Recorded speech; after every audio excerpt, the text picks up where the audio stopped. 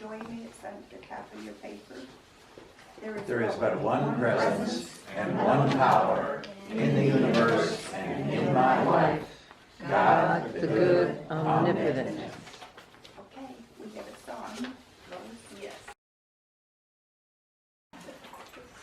Thank you. So I have a mic on today, right? That's, Is it on? I don't know. Okay, good. So last time I spoke in Syracuse, I broke the mic, so I hope I have better luck this time. And I lost power, so I intend to stay in power during this. So let's just open with a centering prayer. I like to center myself and bring you into that heart space where we're all connected. So we just open ourselves right now, in this moment, to feel that infinite love, that infinite light that is our true identity. So breathe into your heart space. Let that light of love shine. And we open our minds so that any truth that we hear today that resonates with the truth of our being may inspire us to live from the light of love as our true center. And so it is. And we say amen. So, who do you think you are? That's the title of my talk today. So, picture a mother or father or a teacher or some other adult authority figure, and you're a child, and their hands are on their hips, and they're saying, and who do you think you are? Right? So imagine if you could answer from your authentic self. You might say, first of all, I don't think, I know who I am. I'm a whole, complete, and perfect child of God who has come forth as a unique expression of God in human form.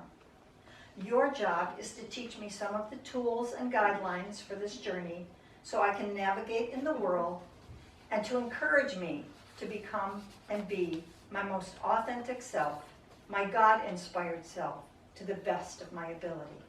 Now, who do you think you are? If only, right? So, well, I can tell you that I have seen the face and been in the presence of someone who is truly, truly their authentic self. I had the privilege of being with my new grandson when he was 7 hours old. And when you're in the presence of a baby, you are in the presence of the authentic self. They have nothing that they've been dealt yet, except the privilege of coming into this world as that God-inspired self that they are. So anytime you get the chance to look in the eyes and be in the presence of an infant, you know you are in the presence of God in human form. So we all come into this world connected to that source, and over time we become what Don Miguel Ruiz Jr. calls domesticated. Okay, we get taught, and what he calls, we take on knowledge. We get taught, and we need to have some tools of how to navigate in this world, or we would not be able to interact and continue to have a life and even express ourselves. And so we take on these things. Now, at Unity in Syracuse, we studied the 4 agreements by Don Miguel Ruiz, and the 4 agreements are: be impeccable with your word, don't take things personally, don't make assumptions, and always do your best. And so we explored those 4 agreements as new agreements that can transcend the agreements that we all live from that are unconscious, that we've been given. So maybe we have an agreement that, you know, I have to do something to prove myself in order to be loved by you, accepted by you, admired by you, etc., etc. So those are agreements that we have that are unconscious, and he's saying replace them with these conscious agreements. And when he says be impeccable with your word, I think that's really misunderstood. I was like, oh yeah, keep your word, you know, keep your promises. What he's saying is be impeccable with your word. Speak only that which is aligned with love. That's that's a different way of being impeccable, isn't it? That speak only that resonates with love. Be the love you are and express from that. And don't make assumptions. My goodness, we live in the world of assumptions. And we have to make assumptions in order to survive. I assume that when I come to a four-way stop, you're going to stop too, right? And if I didn't know that and assume that, things would get a little bit hairy in this world. So there are some assumptions that we need in order to function and let things run smoothly. However, we assume too much. I assume I know what you're thinking. I assume I know what's right for you. I assume I know what's right for my children, my husband, or whatever it is. I assume so much, and it's not the truth. Our assumptions are only that, they're assumptions. I'm not going to really get into that very much, but the next book we studied, which was done by Don Miguel Jr., were 5 levels of attachment, okay? So he says the first level is not even a level of attachment, it's non-attachment. That's our authentic self. It's the lowest level of attachment, which is also the highest level of consciousness, so it's kind of interesting. And the second level is so when we're functioning from our authentic self, we are love, and we function from that. And we don't have many layers on top of that. It is very rare that we can function at that level as humans who interact every day. There are obviously masters who have reached that level, and it's what we aspire toward.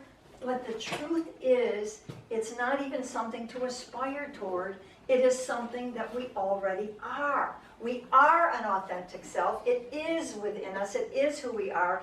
And so as we start to open ourselves through those layers that we've learned about ourselves and the world, as we start to open a way through that, we then have more access to allow that authentic self to express. The second level of attachment is preference. We all have preferences. He gives the example of going to a sporting event. And so if I have a preference, I go to the sporting event, and my authentic self just goes to the game and enjoys watching people have fun and do what they do. It's just there. The preference level, I come to the game and I've picked a team that I want to root for. And if they win or lose, it doesn't affect me. It doesn't make me happy or sad. I enjoyed myself at the game, and when the game is over, I can walk away and still be my happy self. So preference just gives us a little bit more excitement in life. If I want a chocolate chip cookie and I walk into the bakery and they're out of chocolate chip cookies and they have oatmeal raisin, well, my preference would have been chocolate chip, but I'm perfectly fine with getting an oatmeal raisin, right? So we have preferences, and even the Dalai Lama has a preference for vegetables and brown rice. But if he's offered something else, he happily accepts that. And the third level, which is more like what I'll be talking about today, is the identity level, where we begin to identify with the labels, the roles, those preferences become part of our identity. So if I wear a Buffalo Bills t-shirt, that becomes part of my identity. I'm a Buffalo Bills fan, and if I go to the game, you bet your boots I'm going to be really happy if they win, and I'm going to be pretty grumpy if they lose. I worked in a school, and the principal of the school was he hunted turkeys, wild turkeys, with a bow and arrow. And the first year I worked there, the secretary said, "Oh, watch out." I said, "Oh, John's not here today. Is he sick?" She said, "No, it's the first day of turkey hunting season with bow and arrow." And she said, and tomorrow, watch out. I said, "Why?" She said, "If he gets a turkey today, school's going to be a great day tomorrow, and if he doesn't, just stay out of the office." So he was very identified with being a hunter, and we all have those forms of identity. And when our identity takes the place of being able to see through our identity to a wider picture. So in the world today, where there's so many people identified with their position, and I don't mean job, but your position is how you view something. And when you are tied to a position, a point of view, it's one point of view. It's a point of view. And there is so much more than that one point. And so if we can start to open our view and listen to each other and consider other points of view, we don't become so attached to our identity, and we can offer our perspective, but at the same time be considering others' perspectives. But anyway, back to the truth of our being. So our authentic self can be something like the story of the chicken and the eagle. And so one day a farmer was walking the back 40 of his property, and it bordered on a big hill that was forested, and there he found a small eagle that had fallen from the nest. So he took it home and he put it in with the chickens, and they started taking care of the eagle. And so the eagle learned the ways of the chickens. And it learned to scratch, and it learned to peck for food, and it learned to strut a little, and it did all the things that a chicken did, and it was surviving quite nicely. And one day a naturalist comes by, and he sees this eagle, who now is looking more like an eagle amidst these chickens, and he approaches the farmer and says, "What gives?" And the farmer says, "Well," and he explains, and he says, "Well, that eagle should not be there. He's an eagle. He was born. He was destined to, be in the sky, to own the heavens." And he says, "Well, look at him now. He would never survive out on his own." So the naturalist says, "Well, I'd like to try." So he takes the eagle and he takes him up to the top of the hill, and he says, "Oh, you were born with a divine identity. You were born to soar through the heavens. You are a magnificent creature. Now go and be who you were born to be." And he lets the eagle go, but the eagle looks down at that moment, sees all the chickens, and thinks, "Oh my gosh, I don't know what to do." And he plummets back down to the farmyard. But undeterred, the naturalist takes him this time to a cliff higher, and so he could not see the farmyard. And so this time, when he releases that eagle and tells him what a magnificent creature he is, that eagle spreads his wing, catches up the air drafts, and is airborne, and starts to soar and feel his authentic self. That is a metaphor. We've all been raised as chickens, but we're all eagles inside. We've been told, and from the time that we've been little, we've been conditioned by our parents, by our teachers, by our religions, by the media. Oh my goodness! And so, we have this identity that is a layer that is not the truth of our being. So we function from wanting to please others in order to get accepted, approved of, appreciated, admired, loved, etc. So we forget our authentic self, and we start seeking all of that outside of ourselves. We adopt those behaviors that have domesticated us. So in the book, in one of his books, Don Miguel says, so you're this little 6-year-old boy is having lunch at his grandmother's, and she adores him. And he says, he finishes, and he says, "I'm all done, Grandma, I'm full." And he pushes the bowl of soup away. And she says, "Be a good boy, finish your soup." And he says, "But I'm not hungry." And she says, so being nice didn't work, telling him be a good boy. So then she starts with a little bit of leverage, saying, "It's a sin to waste food," right? And then she says, "There are children starving in the world." And so the little boy is like, he does not consciously thinking this, but he's thinking, "I don't want my grandmother not to love me. I don't want to be a sinner. I don't want to be the person that takes away food from children that are starving. And so he learns to suppress his own feelings of fullness and eat to please and make his grandmother happy, and to keep himself from being labeled as something that is not his authentic self.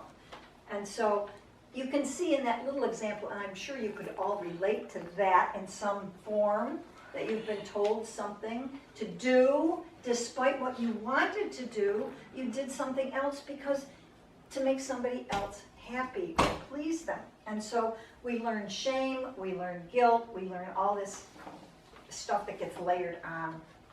And we learn to disconnect from our feelings and ignore them, to stuff our own feelings and behave from other people's directions instead of listening to our own inner promptings. And when we identify ourselves with those outside standards of what's good, what's bad, what's right, what's wrong, then it becomes the voice in our head, which he calls the narrator. You know that voice that never stops talking, that voice that has taken up residence and comments on, judges, analyzes, assesses, compares, predicts, projects, criticizes, blames, finds fault, mercilessly interprets everything, and is never silent. If you've ever tried to meditate, you are familiar with that roommate that lives in your head, okay? That ego. It tells you that you and everyone else is either right or wrong. It acts as the highest authority in every situation, and it judges not only the situation, but it judges you and your actions as well as everyone else's. I have a friend, Mike, and he says, "My mind is a dangerous neighborhood. I never go there without a gun and a flashlight." I don't know about the gun, but I know that we need the flashlight. We need the light to shine the light on our own minds, our own thinking, to be able to open to a broader consciousness. You know, our unity principles, the first principle is there's only one presence and one power in my life and in the universe, God the good, omnipotence. If there's only one presence and one power, then we have given our power away to others, our powers that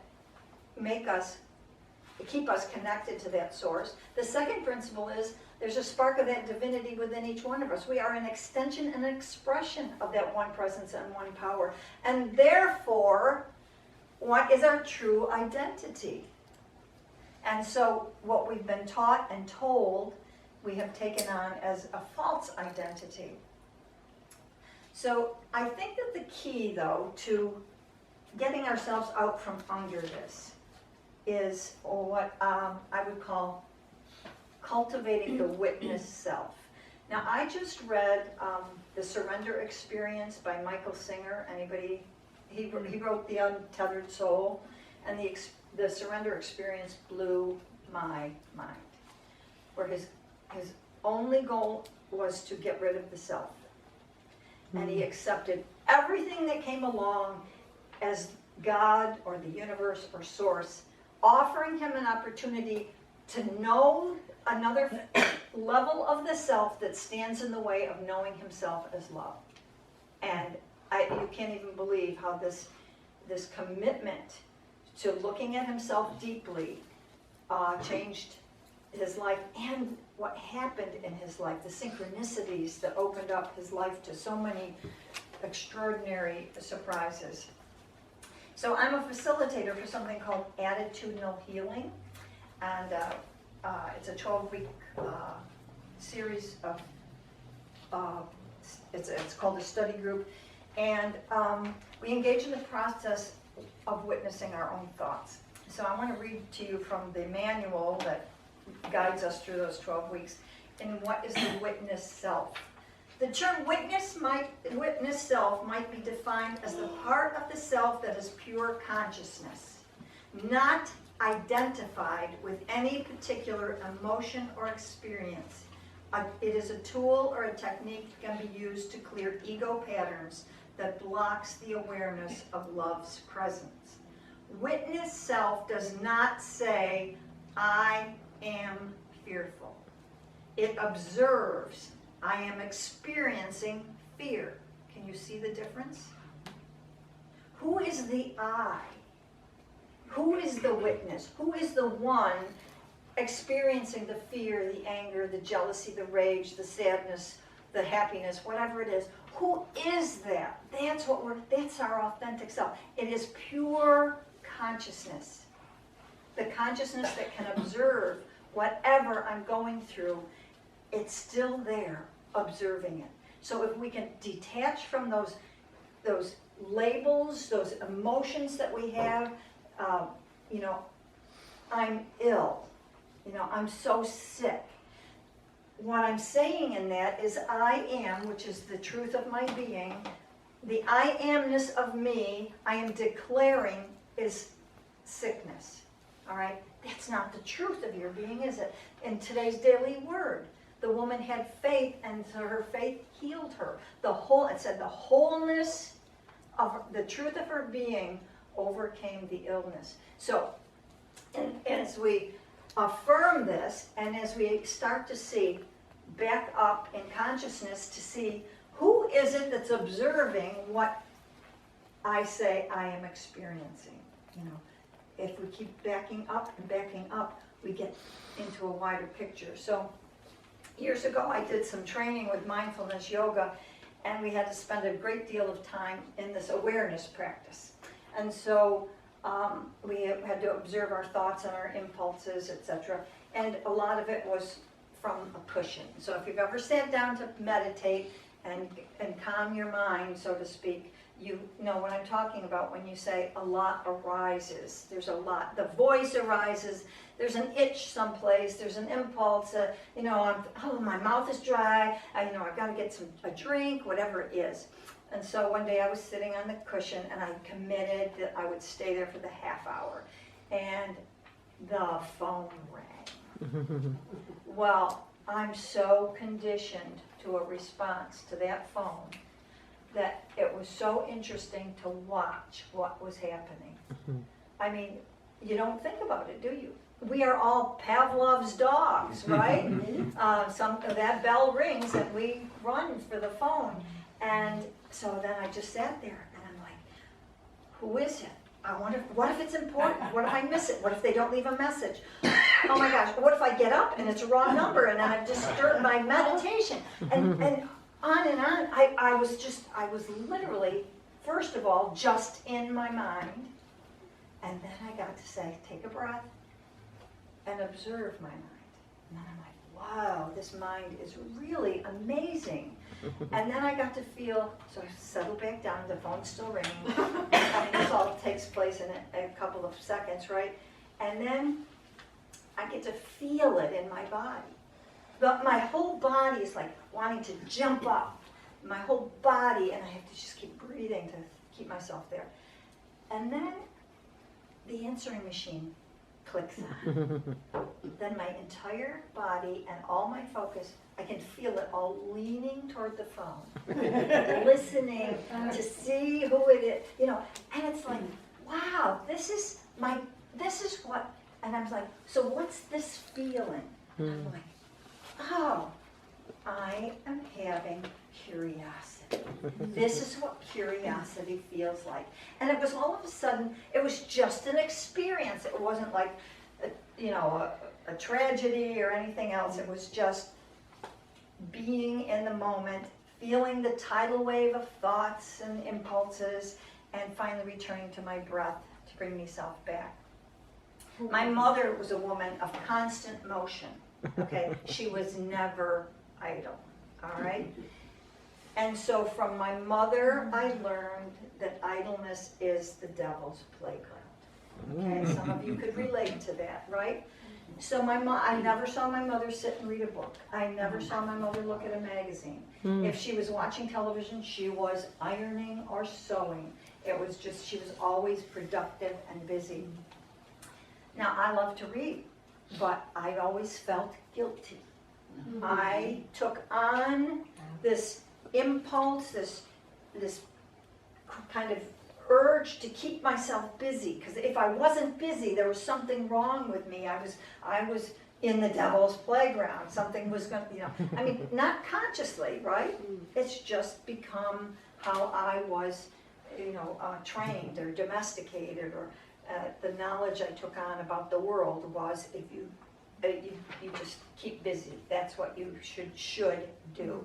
And there's so many shoulds we have. So I know David, I can't remember his last name, the singer, has a song, "Don't Should on Yourself." And so I had to break my agreement that, and believe me, an agreement means what? It means there's agreement, it's like something is stated and I have the power to agree or disagree with it. As young children, we agree to a lot of things because that's how we survive, right? But as adults, we get a little bit more perspective and we can then say, this no longer serves me. This agreement that I made that says that it is, idleness to sit and read, right? And so, my mother's voice comes up when I said I was going to go to library school, right? I had 2 children, and she said, "Oh, you can't even keep your house clean as it is. How are you going to keep house and not? I'm so glad for you," or whatever. It's like, and of course, librarian is all about books, so she probably had no way to relate to that. So I learned to break my agreement. I learned to feel my discomfort about sitting in the middle of the day with a book and feeling okay. And so for yourself, what are the things that make you, you're doing that you no longer want to do because you've been agreed to something that wasn't true about yourself, okay? When we become the observers of our thoughts, we can step out of the identifying with the thoughts, and we get to choose our responses. So one of the ways that I can do that, I do the work of Byron Katie. She calls it the work. And so whenever I'm in upset, I have something that's disturbing me, her first question is that true? Just asking yourself that.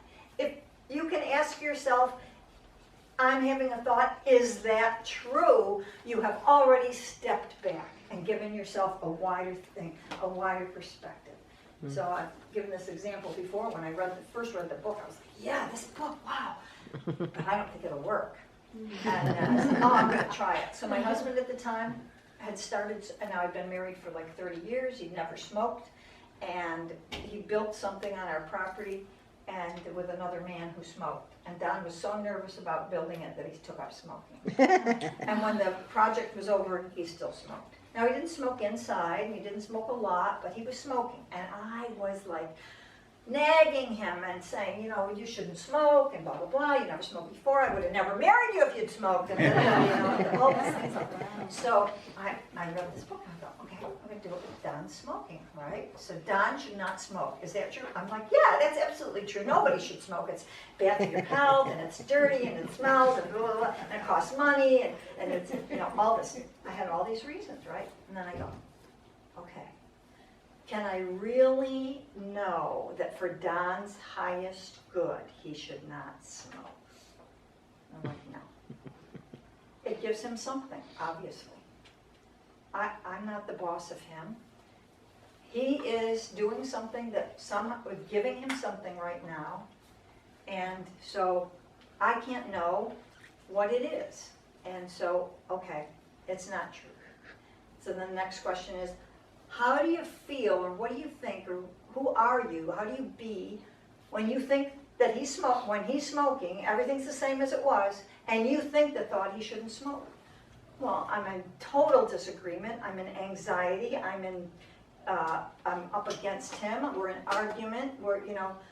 And so, that's who I am. I was a bitch, right? I mean, that was who I was in relation to that part of his behavior.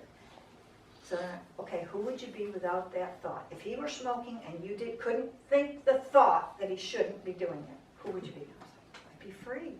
I'd be happy. I'd be a great companion. Okay. So then the last piece is turn it around, okay? So Don should not smoke, you turn it around on yourself. I should not smoke. I go, oh, that's ridiculous, I don't smoke. And I'm like, oh my God, I should not smoke. I was smoking all the time. I was like, oh my gosh. You know what? I went to Don and I said, Don, I've been in your business. And I promise you from this moment on, I said, thank you for not smoking in the house. And I thank you that you don't do it a lot. I said, but I will never again ask you not to smoke. Obviously, you're doing it for some reason that you need to do it. And within 2 weeks, he never smoked again. So, anyway, so I've learned that not everything I think, as a matter of most of what I think is not the truth. And I suffer when I attach to the belief that every thought that I have about you, about me, about the world, about the politics, about everything else, I suffer. If I am constantly thinking that my opinion is the truth, I'm suffering. So I'm learning to let go and I'm learning to release. And I know that things held in mind produce after their kind, or the third unity principle. Ideas held in mind become who we are. And so I want to find the freedom of unattaching, the freedom that takes me away from those things, those agreements that I've made that do not serve me anymore, and that I can release the blocks to love's presence. I read the book a while back, Anita Morjani. She wrote Dying to Be Me. She had she didn't have a near-death experience. She had a death experience, literally. It was just so profound. Every part of her body had shut down, and there was absolutely no way she could survive from the standpoint of medicine in the world, but she did. So she had her near-death experience, and she says, I want to clarify that my healing wasn't so much born from a shift in my state of mind or beliefs as it was from finally allowing my true spirit to shine through. Many have asked me if something like positive thinking caused my recovery. The answer is no. The state I was in during my near-death experience was beyond the mind. I healed because my damaging thoughts were simply out of the way completely. They were out of the way completely. There was no, if we can start to change our focus, rather than try to push anything away, change our focus. We open. Your song was so beautiful, expressing that today. I was not in a state of thinking at all. I was in a state of being. It was pure consciousness, which I call magnificence. The state of oneness transcends duality, and I was able to get in touch with who I truly am. The part of me that is eternal, infinite, and encompasses the whole. This definitely was not merely a case of mind over matter.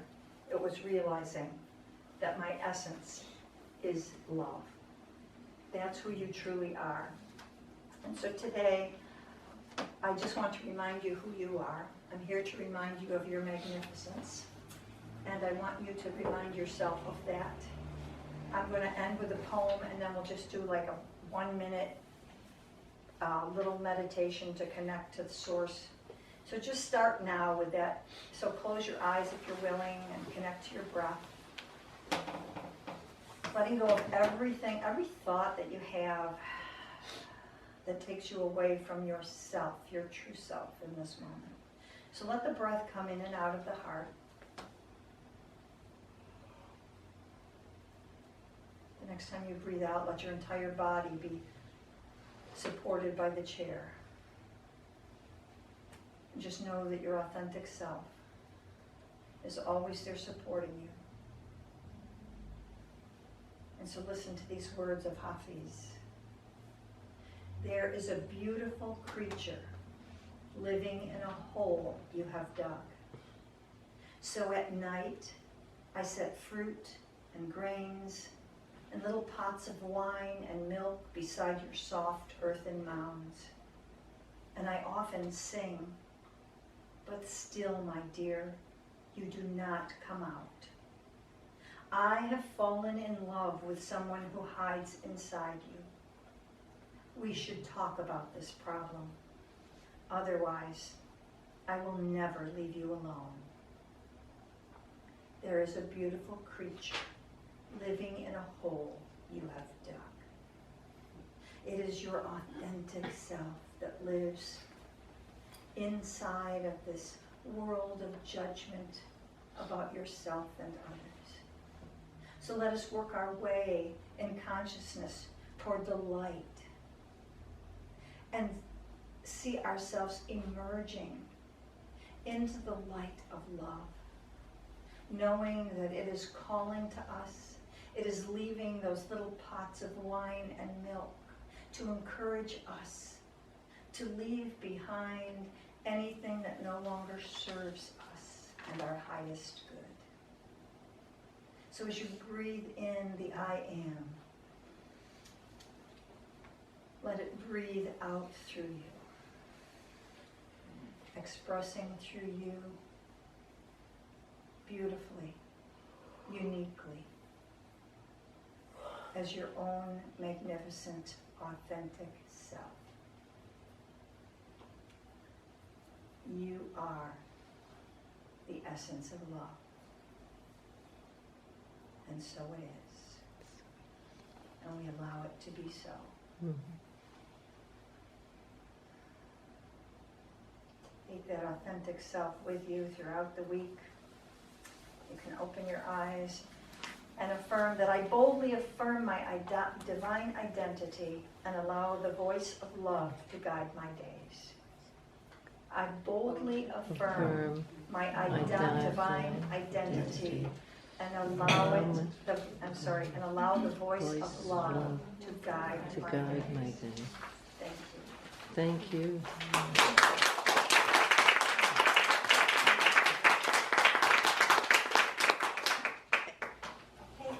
Any questions or comments from anyone?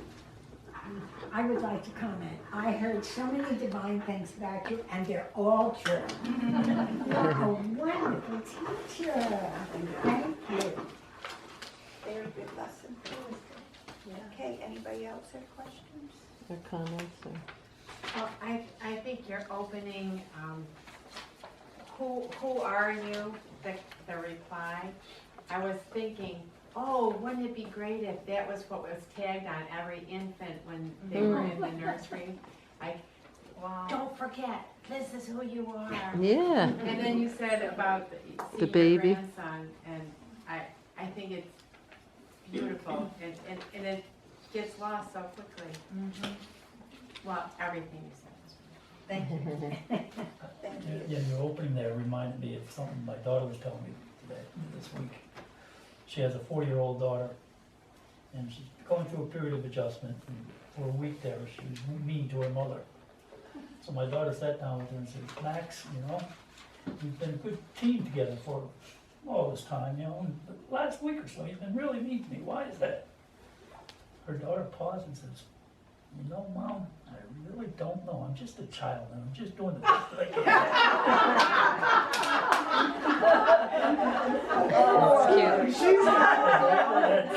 That's basically all that we are, as children doing the best that we can. That's right. Right. That's true. But as we gain more consciousness, then we have more choices. So awareness is the key. But when we have awareness, we start to realize we have choice in the matter, right? Mm-hmm. And so, as long as it's unconscious, we don't think we have a choice. But as soon as we see that I have a choice, then we can do, our best becomes a little different, Mm-hmm. So, okay, so everybody want to join me in blessing the love offering? I choose love.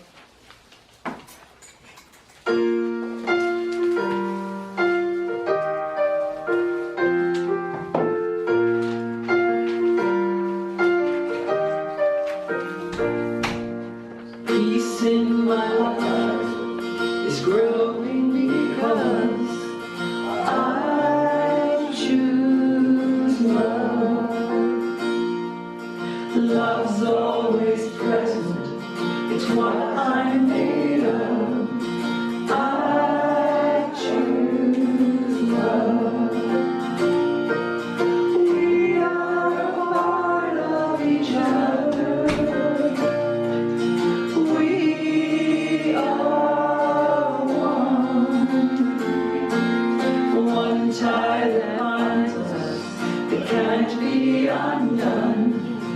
I choose love.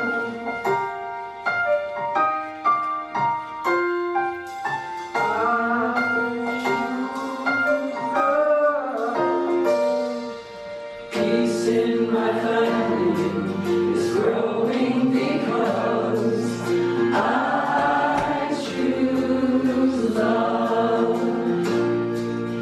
Let love be present, it's what we're made of.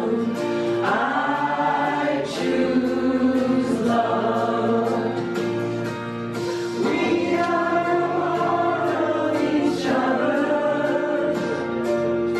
We are one loving family, sharing one son. I choose love.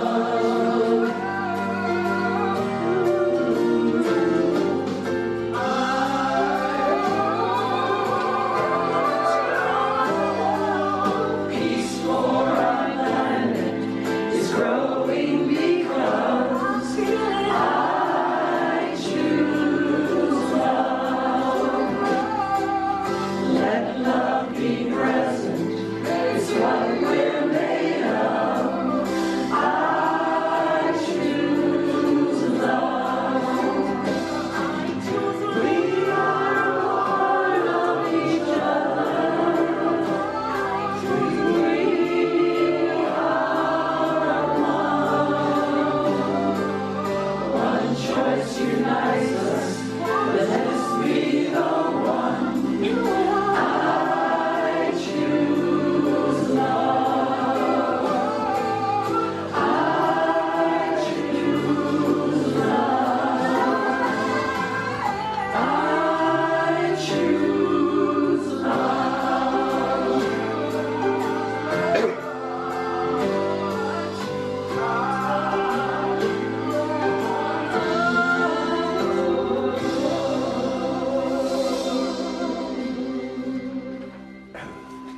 Okay, anybody has a special unity moment?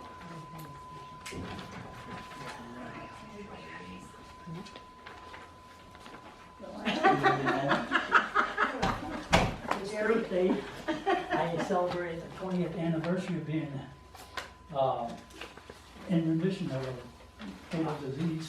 Good. Oh, Wow, very good. Yay!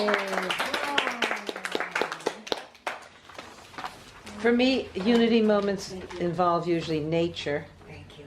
So I heard some birds squawking above my place, and then I looked up and I saw this big hawk spinning around, and I kept looking, and then I saw it had a white head, and I said, "Oh, it's a bald eagle." So for me, that's a unity moment, you know. I see the bald eagle every so many months, and it was so exciting. First time in that area, that spot. I said, "Ah." Great. Anyone else?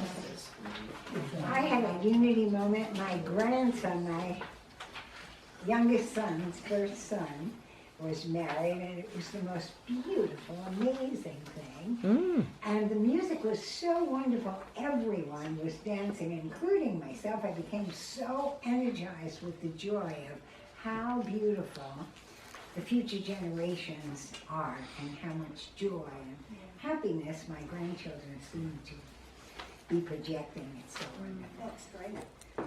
Anyone else? Another thing I did yesterday, just to encourage people to do things that seem a little bit scary, but I was super hot from working at the house, getting ready for winter. So I got all sweaty. I'm at the lake, you know. So I said, I'm just going to jump in. Even though it's cold, the water's cold now. So I was so sweaty, I couldn't even change my clothes. Everything stuck to me. So I just jumped in. So just jump in whenever you can. Don't wait. Don't wait. You lose the moment, and it was so refreshing, so wonderful. And I was swimming for however long and got all nice and cooled off. Then dried myself on the dock I said, oh, what a blessing. So just jump in. Sharon. I have recently changed from elementary to middle school, which I had previously worked in middle school for a long, long time. And I love middle school. And there was this one boy who I'd given a crystal to when he was probably, I don't know, in second or third grade. And he saw me in the hallways, and he had the biggest smile on his face, wondering, hey, does she recognize me, you know, from being a young child to now? And I kept looking at him, and I finally recognized him and said, how are you doing? He says, great. He says, I want to show you something. And he took out his pocket that every day he carries that crystal to middle school that I gave him as a young child. And so I had a small book that was given to me this September for my birthday, and it was called, it's an oldie and it's a goodie. It's How to Win Friends and Influence People. And it was a little miniature version, which I read eons ago, and I knew in my mind it was perfect for him because of his personality, the kind of person he is. And I said, God, I haven't seen him all these 2 weeks since I've been working 3 weeks, and I said, I wonder if I'll see him again. So I'm in the library, and I put the book in my purse and took it to school. And I'm in the library with these, and I wasn't supposed to be there that day, but my student wasn't, so I was working with a different student in a higher grade level. So we're in the library giving him a test, and I turn around, and there he is. So I take the little book out, and I hand it to him, and he was just as pleased as could be. And there he is making a copy. I just turned back to back, and I go, I have something for you. And it was just perfect. It was the day I put the book in, and there, God made it happen. And there it was. Yeah. It makes a difference in his life. Yes, I knew it was for him, and God found a way to just orchestrate that perfectly. Yeah. Anyone else? Okay. We're gonna, that's our prayer request now. If you wanna join me. God. God's all-encompassing love is doing its perfect work in and through us. Wholeness is established in every area of our lives. And so it is. Okay, who's doing the daily word reading? Anyone? I can do it. Okay, thank It's not you. always there. It should be right there. So today's word is healing. I affirm wholeness, and I am healed. So just take that in. Just feel those words. I affirm wholeness, and I am healed. The Gospels of Matthew, Mark, and Luke tell the story of a woman who believed she would be healed if she could touch the hem of Jesus' cloak. The woman, according to the story, had been ill for 12 years. Seeing her, Jesus said, "Take heart, daughter, your faith has made you well." The woman's faith allowed wholeness to shine through the illness. She was healed. As an emanation of God, wholeness is my birthright. Wholeness maintains my body, mind, and emotions in perfect balance. I release any belief in illness, lack, or limitation, and focus my faith on the wholeness that has always been present. I affirm wholeness, and I am healed. And Jesus turned to the woman and said, "Take heart, daughter, your faith has made you well." And instantly the woman was made well, from Matthew 9:22. Thank you. Okay, we're doing our prayer and meditation now. Okay, I have a meta prayer that goes along with the latest teachings. May all beings be peaceful. May all beings be happy. May all beings be safe. May all beings awaken to the light of their true nature. May all beings be free. Okay, we have special music from Rose.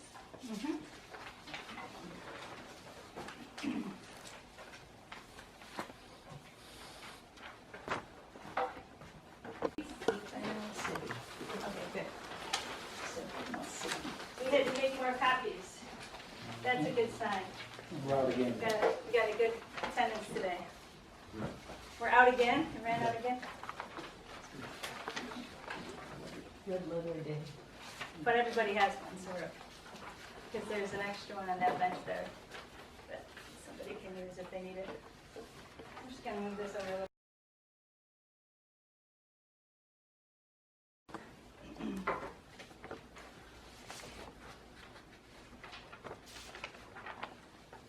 Okay.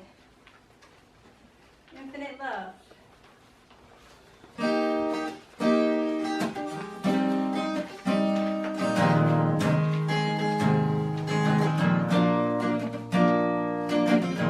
My authentic self is buried under everything I've been dealt. My authentic self, one whose essence is love. We can learn to listen to and be guided by our true love self. The self whose essence is love. Our true self. When I share a smile, I'm sending the love of my soul. And when my eyes shine, you see the light of my soul. Everything we need is inside of us, like a seed. As we gain our light continues to grow, the seeds will grow. Infinite love and gratitude lives inside me and you. Infinite love shines 'cause we are divine. Okay.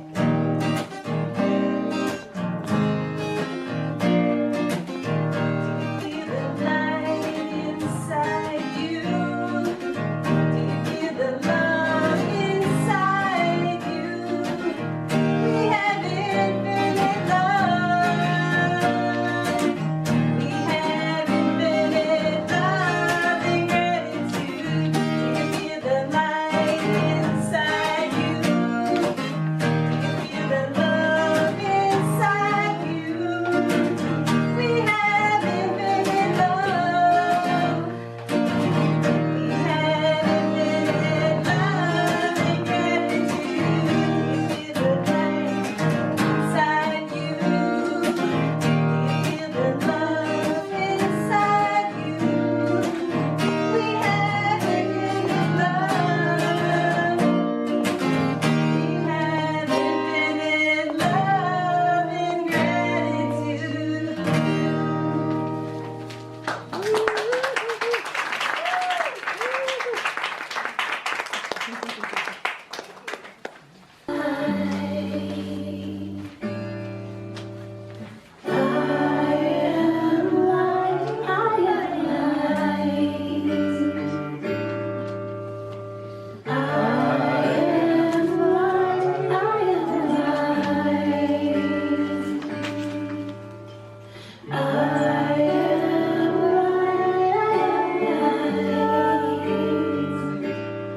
I am not the things my family did. I am not the voices in my head. I am not the pieces of the brokenness inside.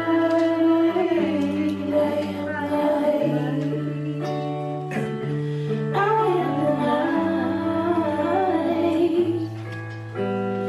I am light.